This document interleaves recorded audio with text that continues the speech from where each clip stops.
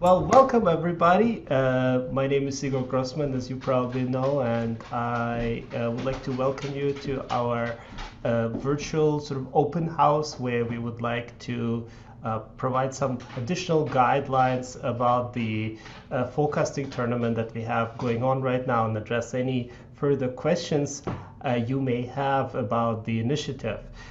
The ability of scientists and different modeling approaches, different theoretical approaches to outline what the possible predictions could be for societal events over the course of the next 6 to 12 months. So we'll go through that in a few seconds. We'll pass it to Amanda, who will be guiding us through this little mini workshop. And the key thing here in general is also like you can always ask questions, so post them in the chat. This is supposed to be an opportunity for you to get additional information.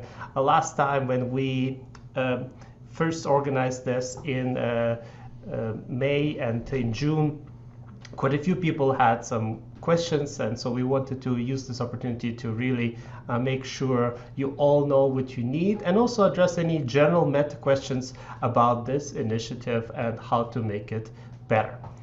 So Amanda, I'll pass to you, and again, like the general guidelines for everybody, we already probably all know this. Please keep your microphones muted, but if you have a question, please raise your hand and we will try to address them right away. Okay? All right.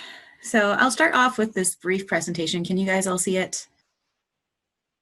Yeah. Okay. So basically, I just want to start a little bit about who we are and like how to go about the forecasting tournament. So we're a forecasting collaborative of like international researchers interested in predicting social effects and cultural change as a result of the COVID-19 pandemic. So Igor Grossman, myself, a team of many other researchers are all involved in this forecasting project. And we want to understand, what do scientists think about societal changes in the months to come, and how accurate are their forecasts?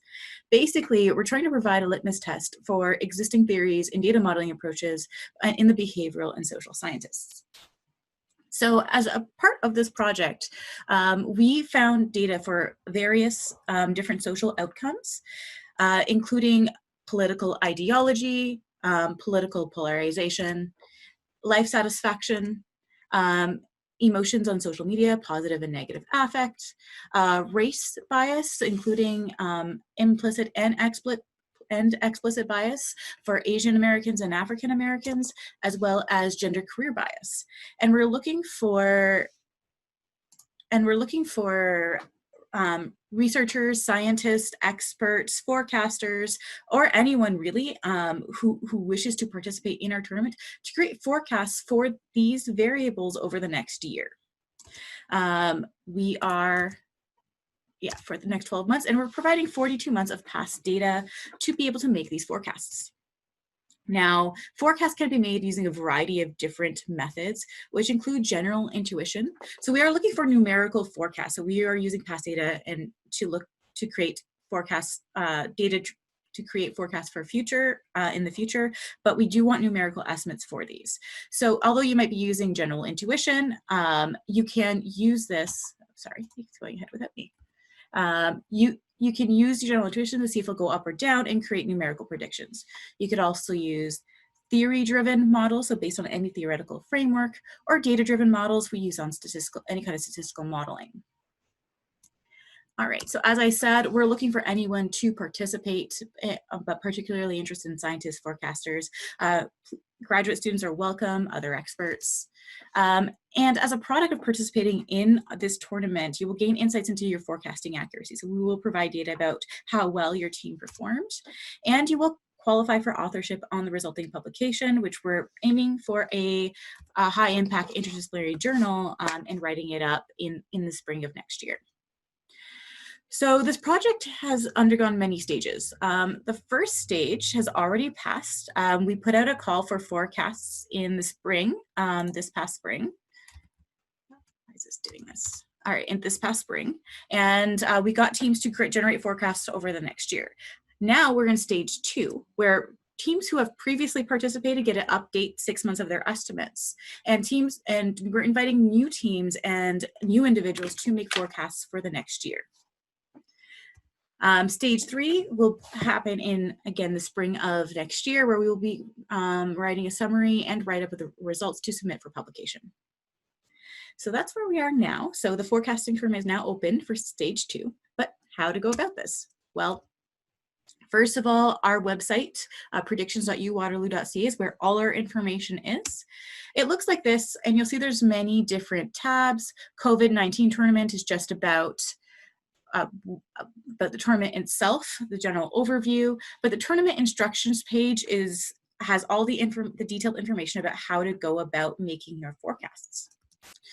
So there are 5 steps in making your forecast. First, we provide a zip folder with subfolders for each potential variable to predict. And why is this doing this? All right. Which you could download the data in the zip folder and look and get the variable data.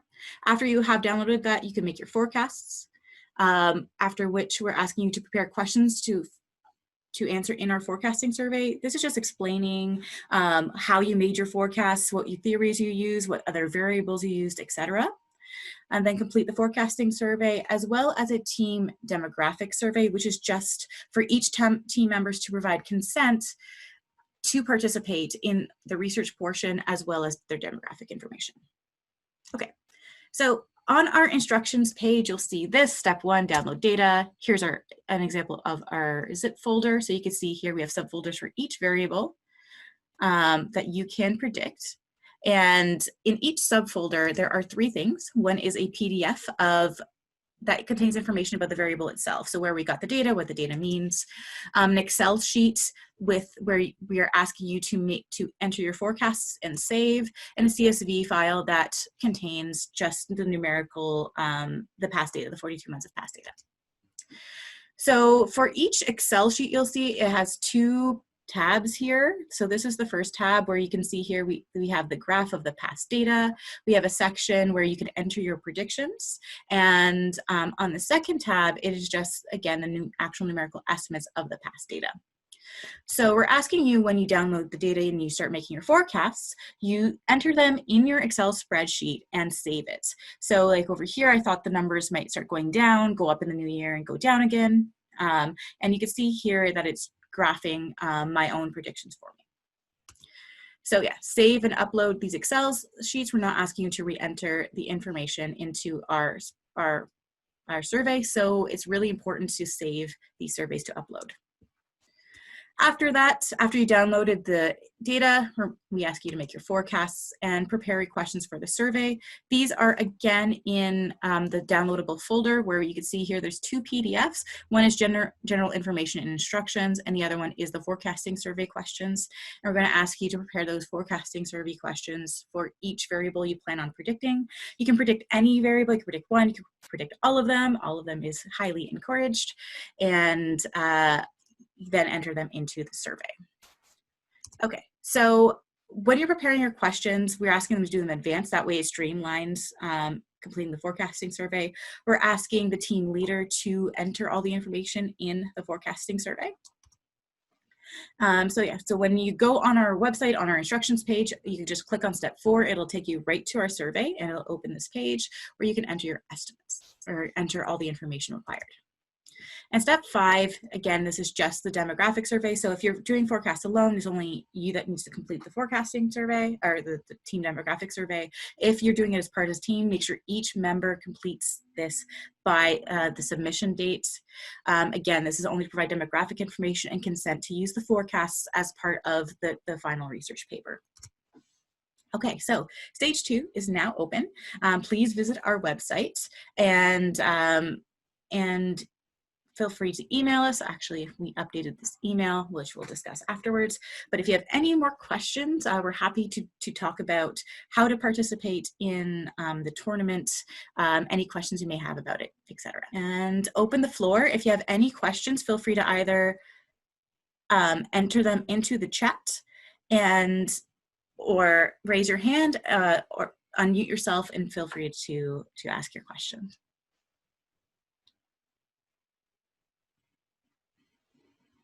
Okay, so there was a question in the chat. So you can either participate as an individual or together with a team. Yes, you could have any number of team members. It could be, you could be the sole forecaster. You could be a member of the team. Your team can comprise of anybody, whether they have any kind of expertise or not. Undergraduate, graduate students, completely up to you. Everyone's invited to participate. All right, so yeah, so there's another question. We are going to get monthly data. And we are comparing, we will be comparing actual forecasts to the monthly data we are collecting. And then we will be using something called MACE to look at accuracy.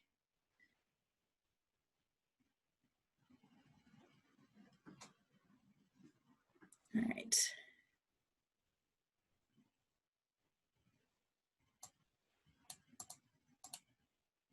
All right, for continued questions, we have for teams that participate in stage 1, I'm assuming we can skip step 1 as you've already given us data. Well, step 1 to download data, we actually included the additional 6 months for your predictions. If you've already participated, your team leader should have gotten an email that has your past predictions and compares it to the 6 months of data that has elapsed between the first submission stage and now.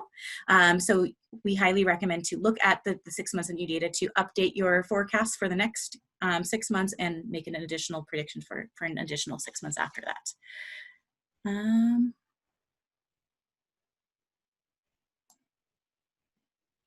Okay, no place for downloading past data. So if you go to stage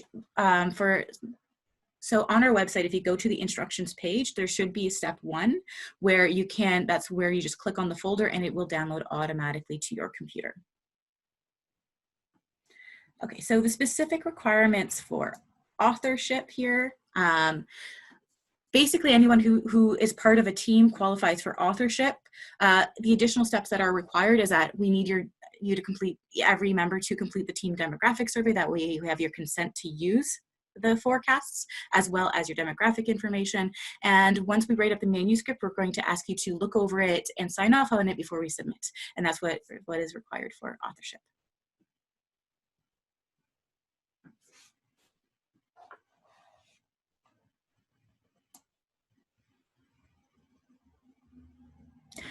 Yes, so that's a really great question. So we just got a question. We would do prediction for 12 months from now, but you'd write up 6 months from now, spring 2021. So write it before the 12 months are done. Yes. So we're writing it up actually 12 months from the date we started, from the date the first is from stage 1. So we'll be comparing to a year's worth of forecasts, but we will also have an additional 6 months where we won't have the actual data. We'll be writing it up at that stage. So we'll have a year's worth of data to compare to forecasts no matter what. And then we can use that additional 6 months for predictions for future projects or elaborations, etc.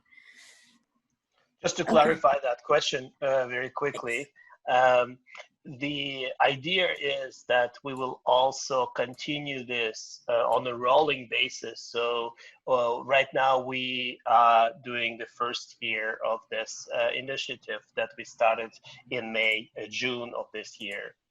But we will very likely continue into the second year, given that the aftermath of the pandemic will likely not be over in April, unfortunately.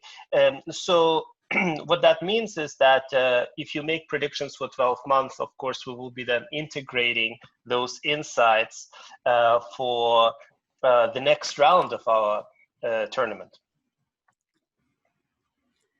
And at that point, if any of your future forecasts are used, you will obviously be contacted about next stages and ongoing stages of the project, and we will go from there. Okay, what else do we have here? So how to become part of a team. We've been leaving this up to individuals to coordinate, to seek out their own team members. If you're interested in being part of a team and you're not, you could feel free to send us an email. We haven't had contact anybody else who's interested in being part of a team, but perhaps we can set something up and could look into that going forward. So how often do we do predictions? So right now we're only asking for 6 months. Sorry, 12 months. Initially at stage 1, we were asking for 12 months of predictions and they were able to update it at 6 months. Now we're just looking for 12 months of data, and going forward, we will not require you to update it at this point in time. If there are future times to provide predictions, we will again contact you about next stages for the project. Okay, how many forecasting teams are there? You know what, I'm not quite sure of the number. Oliver, are you still on the call? He'd probably be the best to answer this question. I can answer this question Okay. again. We have over 85 teams right now. Yes. This was as of last time, but they range from 1 person to 15 people or so, and yeah, we're trying to increase it. So it's already a very sizable number, as you can imagine. Over 200 people or so are participating in total, if you count different people and teams. But we try to get as broad of a coverage as possible. I knew the number was high, but 85, that's phenomenal. All right. Was the project analysis pre-registered? So what we did for this project, so we have pre-registered the analysis plan, and we're also, when people submit their predictions, so we're asking each team, whether you're a solo or part of a broader team, to create a team name. And then we're going to upload your predictions to the Open Science Framework, along with your team name. That way it doesn't have identifying information about who that is, but it actually is pre-registering people's predictions. That way, when we compare it to actual data, we already have our analysis plan and all the predictions pre-registered at a stable time point. So yes, the project is pre-registered.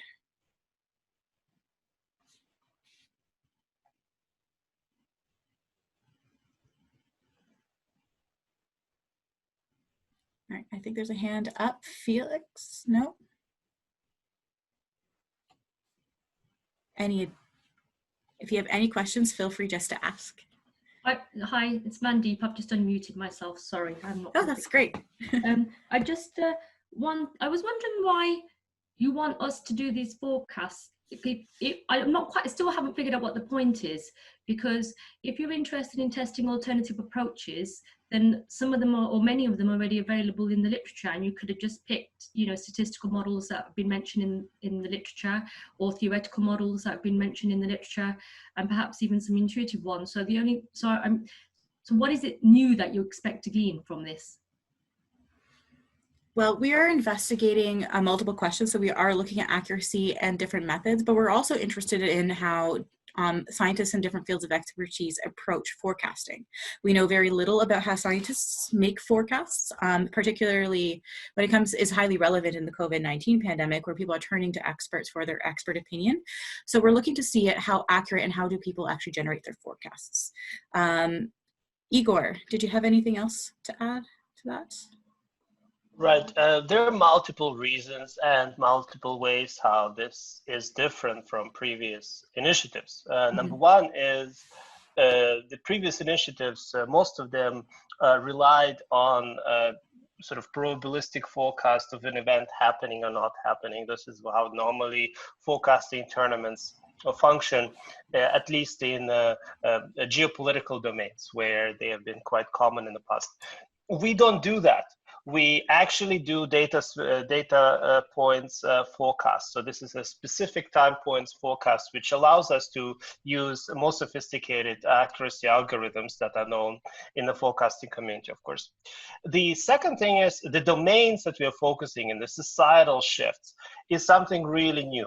To my knowledge, most of the forecasting has focused either on ecological factors, climate change related, pollution in the environment, etc. Or, as I already mentioned, geopolitical forecasts, which are sort of much more macro level shifts. and fairly little about the actual cultural shifts or societal shifts. In some ways, the expertise where social behavioral scientists are probably better reserved, because that's what we are focusing on, hasn't really been capitalized on. And we just wanted to see, to some extent, how good are some of the scientific theories that exist on the topics at sort of predicting the future instead of just explaining the past. So to some extent, we use the current scenario, current pandemic crisis, as a naturalistic experiment to really evaluate possible theories that exist in social behavioral sciences about such things as prejudice or political polarization or mental health and well-being. So that's another thing. And in terms of like what exists in the literature, yeah, that's true. There's a number of different methods that exist, and we are trying to compare them to some extent, data-driven versus the methods that rely more on theory or hybrids. There's quite a bit of a debate whether one is better than another. If you just like completely ignore any theoretical speculations and just focus on crunching the numbers using some kind of agent-based modeling or machine learning algorithm, or whether even like such things as simpler, mostly naive forecasts doing better job than more sophisticated forecasts that are prone to overfitting. So we will be comparing all that. But what is really unique in here is that we really want to get under the hood of what scientists are doing when they're making those forecasts. So we're not only interested in the accuracy of your predictions, but in the reasoning behind it. And I think that is really different, because on this level, on this scale, and certainly for the social behavioral domains, this has not been done before. So I hope that addresses the question. Thanks. Thanks, Igor. Okay, there's a couple more questions in the chat. So one good question, would you upload only the numbers or also the reasoning for this? This is about the pre-registration. So for your team forecast, we're only pre-registering the numbers and not your reasoning. That way, to keep it confidential and prevent having any identifying information on there. So on the OSF, it will be only your numerical estimates that are pre-registered alongside your team name. So another really good question. In previous projects such as this, there have been tiers of authorship, and at least one of them, forecasting teams members, didn't get actual authorship, but contributorship, which is different. So we are giving full authorship. The way it will work is that the forecasting team members will come first. So the Behavioral Forecasting Collaborative, all our names will come first. And after that, it will just be based on, for anybody who just provided forecasts, it will be based on alphabetical order. And just to clarify that a little bit, I don't think that, well, I mean, of course, you know, the people who started the initiative, who are analyzing the data, collected and synthesized the data sets for this, they would be highlighted a little bit more. And we also have the contribution statement following the guidelines from various associations nowadays about who did what for the project. But the reason I think it merits authorship is because anybody who is working on this, unless you really just like randomly come up with some numbers, is probably crunching numbers, is probably doing some analysis. That's the job of the forecasters. You're looking at the data, you compare it against theory, and to me that sounds like a contribution that merits you know, authorship. Yeah, so exactly. So teams are putting in a substantial amount of work, which is why we believed that full authorship merits is considered, like that is considered a meaningful contribution enough to warrant authorship.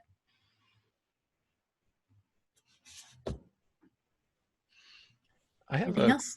a quick question. I'm just wondering if you've considered maybe for a future project having people submit models that then you run every month, so that then they can incorporate the updated observations of the predictor variables, you know, so that when I'm predicting for month 12, I'm not predicting from a year ago, but you just rerun my model that should be able to predict the next month based on what we've seen, the variables that feed into it.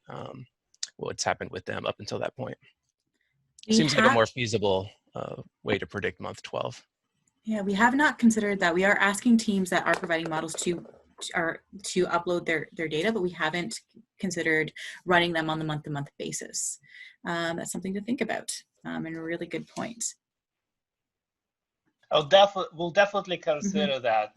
It's just a matter of building up the infrastructure and the capacity on our end to be able to integrate that in an efficient fashion. But that's an excellent really suggestion. Cool. Yeah, it's a really cool idea. I will note that something I have not mentioned yet is that teams are not limited to the data we provide. You're welcome to find other sources of data to provide with your predictions to create your models. We're just asking you to let us know what you use. So if you use COVID-19 death rates or case rates or anything else, let us know. And another question we are asking is to think about possible counterfactuals. So anything, so they're specifically about historical events where if something would have been different, it would have changed the nature of your forecast. So for example, the outcome of the US election, or if there were different policies put into place at a different time when it comes to COVID-19, et cetera. So just like think of to also just discuss possible events that did shape your forecast and would have changed it if the outcome was different.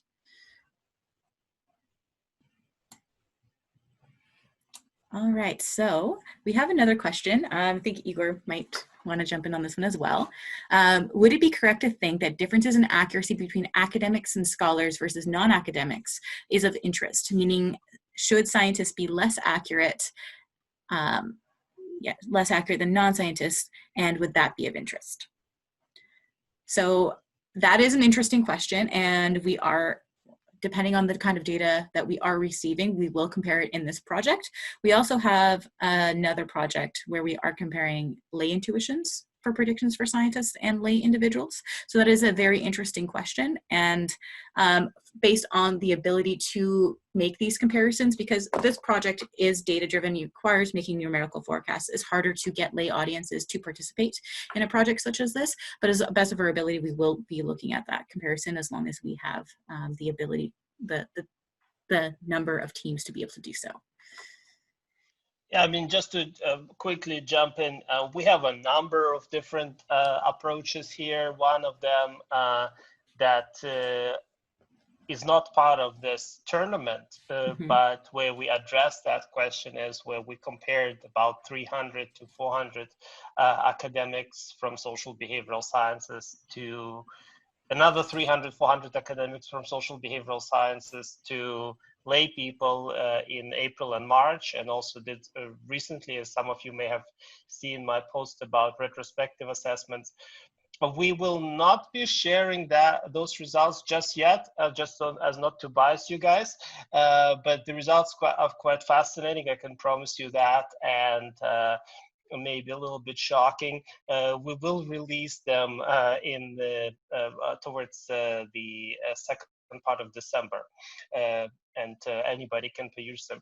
In addition to that, we actually did collect data at phase 1 when we started this from a random sample of lay people who did exactly the same type of predictions. Of course, they probably didn't run any machine learning models, but they were asked to download the data, inspect it, and make data point forecasts. And yes, we will be comparing the results between those non-academics, lay sample, and the academics.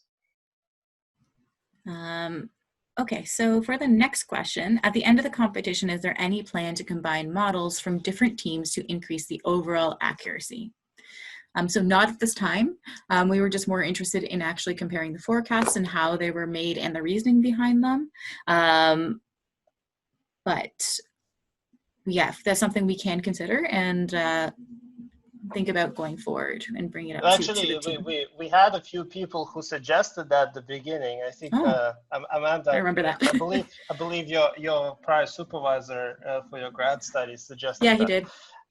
So we don't encourage people to submit aggregate wisdom of crowd forecasts, but we will be doing that and comparing the average models across different approaches. We also classified by approaches to see which of those models are more accurate and which are less accurate. So yes, we will be doing some of this.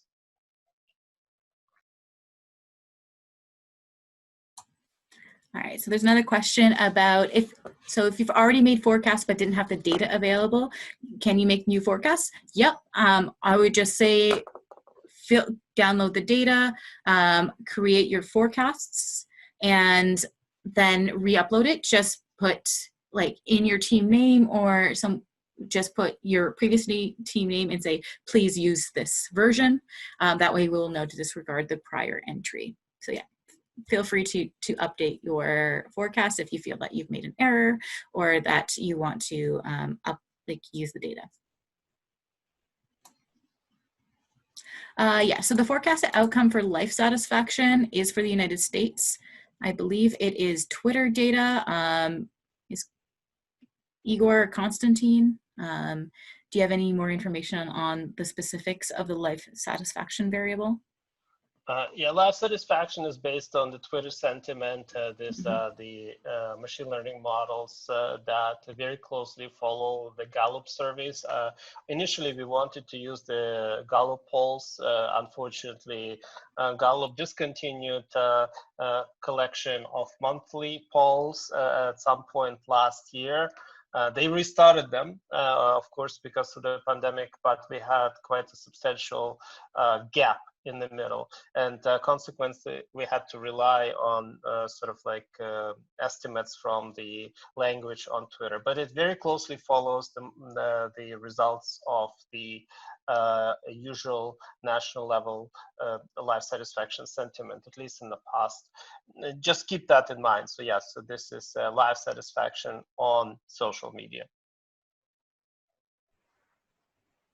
Yep, so we have up to 10 variables to forecast, which includes explicit and explicit biases for both Asian and African Americans. So that does count as 4 different variables. Are there any geographic preferences for participating in the project and forecasting? Nope, you're welcome to provide forecasts from anywhere. If you're from Canada, US, Europe, anywhere like Africa, Australia, feel free to join in. We are predicting specifically outcomes for the United States, but you can generate those forecasts from no matter where you're located. And just to quickly clarify why we do it for the United States, it's not that we somehow care about what happens to the United States. Of course, right now it's an interesting case with the political polarization, and who knows what will happen there in the next few weeks. The main reason is because the United States was one of the few countries that we could actually get reliable, or more or less reliable monthly estimates that would be necessary in order to make data-driven forecasts. And that was the reason why we restricted it to the States. Otherwise, we would have loved to do it. And maybe in the future, we will do it for more than one country. All right, so we got another question here. So in light of Phil Tetlock's book, where non-academics and mostly based on personal characteristic of forecasters have shown to be more accurate, would you still say your findings are surprising? And is the role of ideological distribution in academia at all relevant for this project? Igor, did you want to take a spin at that question? Well, I mean, again, Phil's prior work mostly focused on forecasts done using Breer scores, where you would rely on the sort of accuracy of the probability assigned to a particular event to happen versus not to happen. In our case, we look at the data point estimate forecasts. So that's an empirical question to what extent lay people would be more accurate. To be more precise about Tetlock's prior work, the idea of the super forecaster is not just a simple lay person, non-academic, but rather a person who is more of a bricklayer, who has is not really dogmatic expert in one particular domain, but is well read. So I would not just say non-academics. I think these are to some extent people who are also academics, but maybe do forecasts for disciplines where they are not necessarily experts in. Whether we will find similar pattern, as I said, it depends. It's an empirical question. It's a different type of forecasting that we're doing here. And with respect to ideological distribution, in this project, we don't find that much because I think the scope will be probably fairly narrow. However, in some of the prior, in some of the other work that we have done on the intuitions and forecasts of intuitions, we actually do see some differences across the political spectrum in terms of the extremity of the forecasts and also in terms of the, confidence that people assign to their forecasts. And again, that's something that we will be able to speak to next month.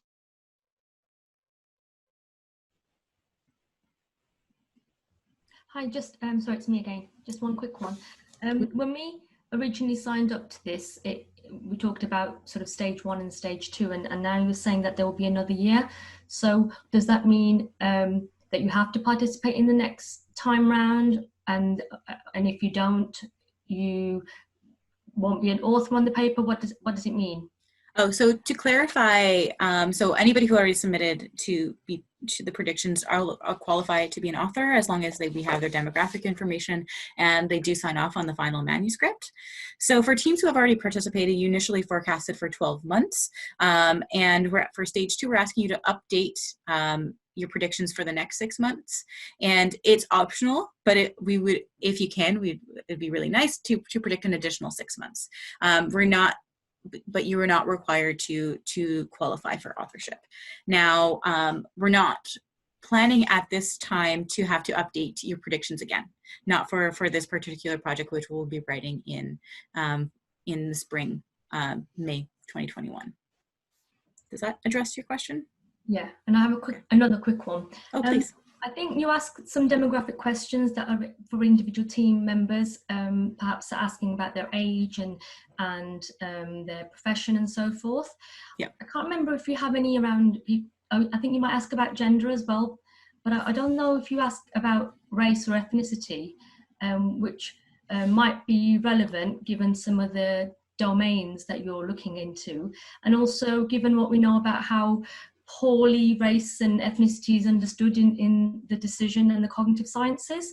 So is this an opportunity, perhaps, if there isn't that kind of question in there, to put that in there, particularly because you anticipate having participants who are from all corners of the world? Yeah, I thought that might have been in there, but I will double check. That is a good comment. We are asking broadly for like people's expertise, their age, or level of like what kind of level of education that area for the general team members. But we'll look into additional demographics about race and ethnicity. So that is a really good point, and we'll look into it. Thank you. Thank you. Anything else we can address? We have about 5 minutes left. I'd be happy to, if there's anything else that are points of confusion or general questions, I'm more than happy to keep talking. All right, well, I will stay on the line for the next little while in case there's anybody else that has any questions. But I highly recommend you visit our website, predictions.uwaterloo.ca. It has all of our information, all the instructions and contact information there. And if you have any additional questions, just shoot us an email and we'd be more than happy to get back to you. And we really appreciate you attending this today, and I hope we addressed your questions.